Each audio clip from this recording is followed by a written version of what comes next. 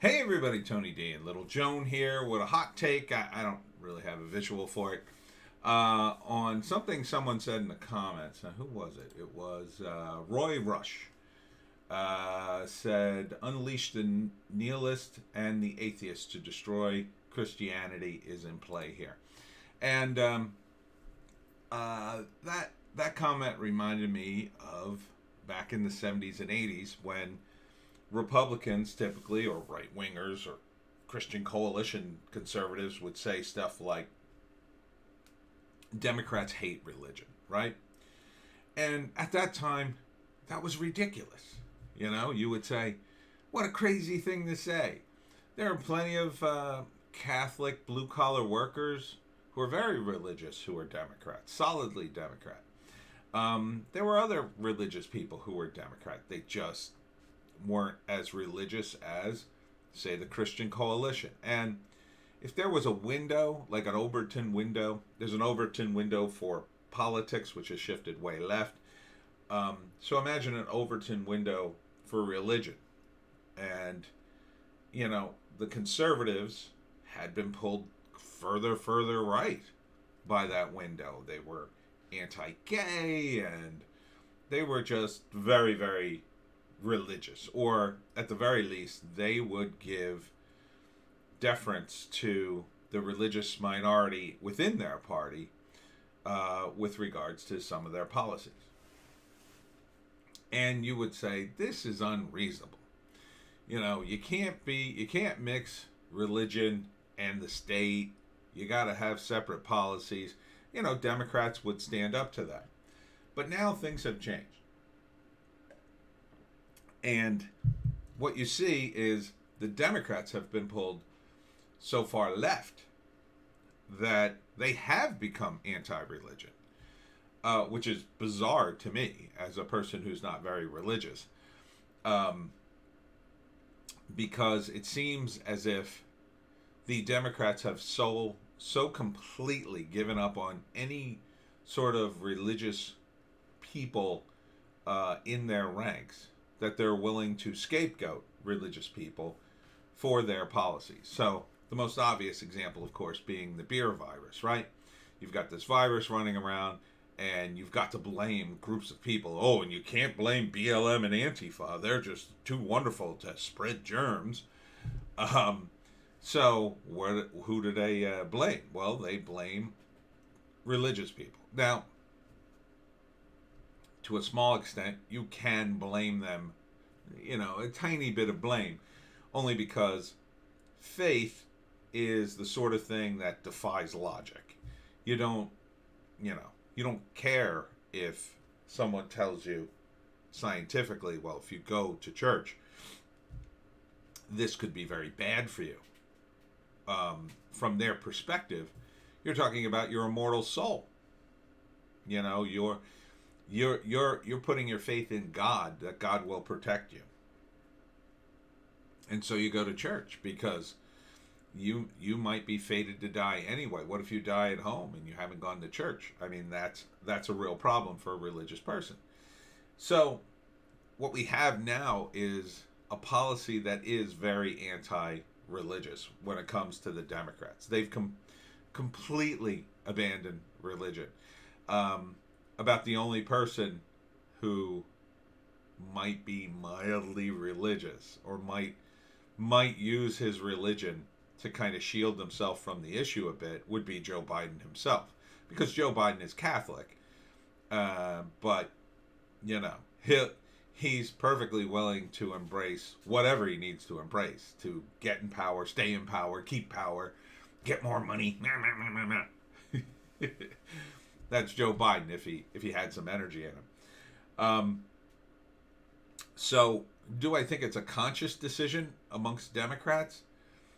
It is and it isn't. It's an unconscious decision in that things just naturally drifted away from religion on the left. Partly because the last hardcore religious group in the Democratic Party was working class Catholics, right? There wasn't a tremendous amount of other religious people on the Democratic side. maybe you could count small marginalized groups like the Sikhs or some Muslim groups, but as a whole, they're not super enthusiastic about the Democrats because they have become more and more anti-religious over the years. And, say what you want about the Republicans, at least from a religious person's perspective, even a different religion, at least they believe in God, right? If you look at what's happened in New York City, which I still, to this day, it just blows my mind. But you had de Blasio and Cuomo essentially attacking the Orthodox Jewish community for their religious practices, and they're a long time staple of the Democratic Party, and I don't think they'll, at least in New York, ever vote for a Democrat again.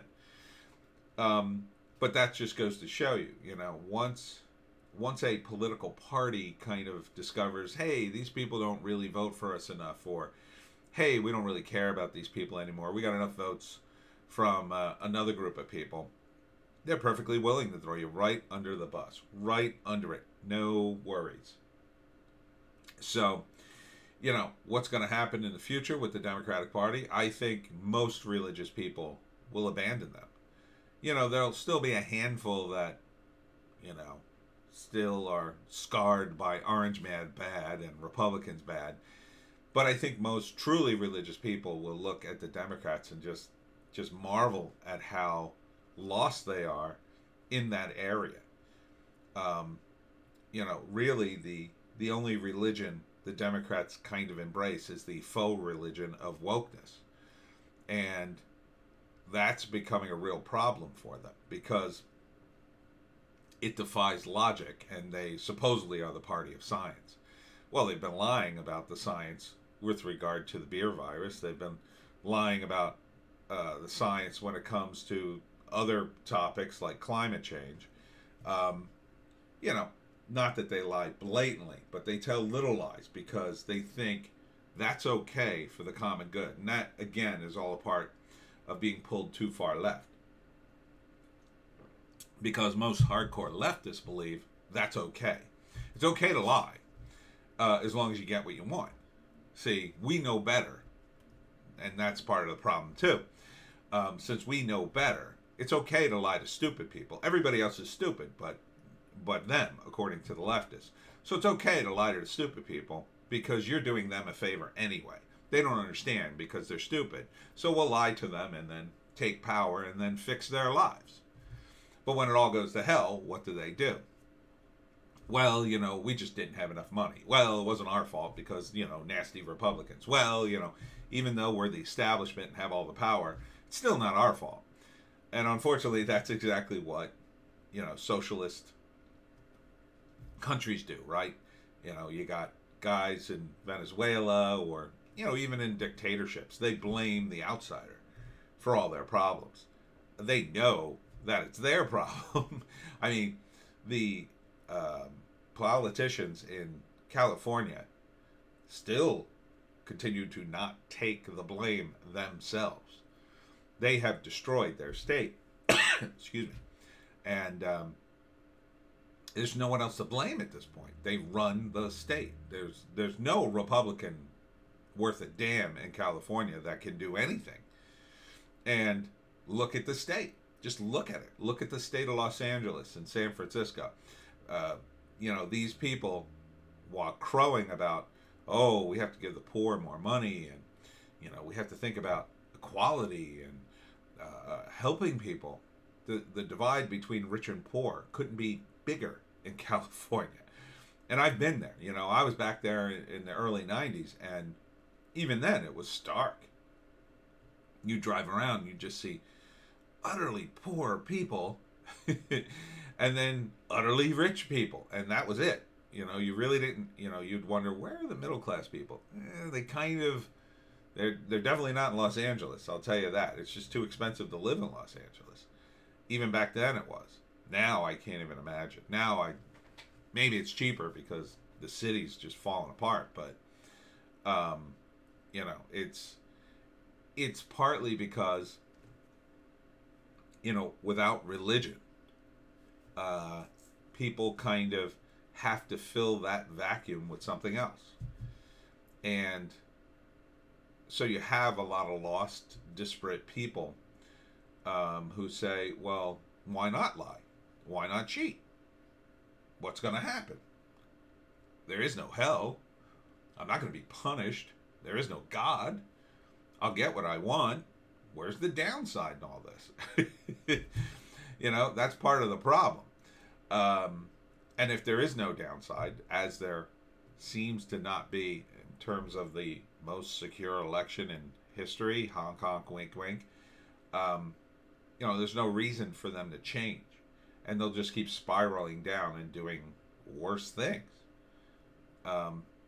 Because that's what tends to happen. And I've had people on the chat, chastise me because I'm not immediately touting a lot of the QAnon conspiracy stuff about satanic child diddlers and stuff like that. Look, I'm sure some of those people exist, but the sort of network cabal that you're imagining, I think is too much. I think, yeah, there's some bad people in the world, and yeah, they're debauched, but there's other people with strong wills who just don't get that way. They just stop. You look at Donald Trump as a perfect example. Is he debauched? I wouldn't call him debauched. I mean, I'm sure he's had a share of crazy experiences with women, but beyond that, the guy doesn't drink, doesn't do drugs, doesn't smoke, I don't think. So where's all the debauchery coming from Donald Trump? It's just not everybody. Now, is Donald Trump religious? No, not particularly. But I think he lives by a code. And I think, I live by code, and I know other people who do. You don't have to be religious to set up a little code for yourself to know, well, if I go too far this way, I'll be, falling to pieces. So, for instance, I'll just give you a small example. When I'm freelancing on the regular, it can be very, you could be lost. And what I mean by that is, your time is your own. You can work as much as you want or as little as you want. You could sleep whenever. You could stay up whenever. But if you're going to make money as a freelancer and pay your bills, you have to be disciplined enough to actually do it. So, when I was freelancing in 2018 all year, I was pretty disciplined. I'd get up at a certain time. Sometimes I'd lapse, but for the most part, I got up at a regular time, went to bed at a regular time, got all my work done, and, got things done. When we closed down for 2 months, and I was sort of just freaking out and really couldn't write too well, I was just lost. I was just sleeping all sorts of crazy hours, not really getting anything done, and what little I did get done, it took forever. But what religion does is it gives you a series of traditions and things to do that kind of straighten you out, gives you direction. And, sometimes it gives you bad direction. Sometimes people interpret it the bad way, but, just so dry. But it does help a lot of people. So to completely turn away from that is bad for a lot of reasons for the Democrats. Number one, you're just kicking people out of the tent that formerly would happily join. And you're also blaming people and scapegoating people in a way that's historically bad. Because religious people, they do have faith. So the more you kind of persecute them, the more they become entrenched. I haven't considered going to church in like decades, but once they started saying, hey, you can't go to church, I thought, I might go to church. Just to support, not to be religious, but just to support the churches and just say, hey, I'm going to be here because I think you should be allowed to do this. And, when it becomes a form of political protest, you make it more popular. So, do I think the Democrats are trying to destroy religion? No, but they're perfectly willing to use it as a scapegoat for their, power plays. If they're now off the list for Democrats, so now they don't care about them.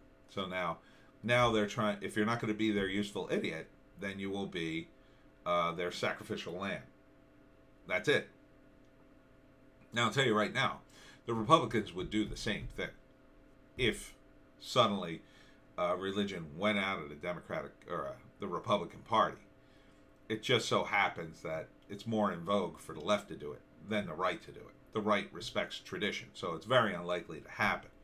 But the left breaks tradition, so it makes more sense for them to do it. So they'll continue to do it until they're pulled back into the center. But the only way you'll pull them back into the center and have them make sense again is to take away their power. And now they've been given more power than ever, seemingly. We'll see. January 6th. I don't know. So anyhow, that's my rant. And thank you to Roy Rush for the suggestion.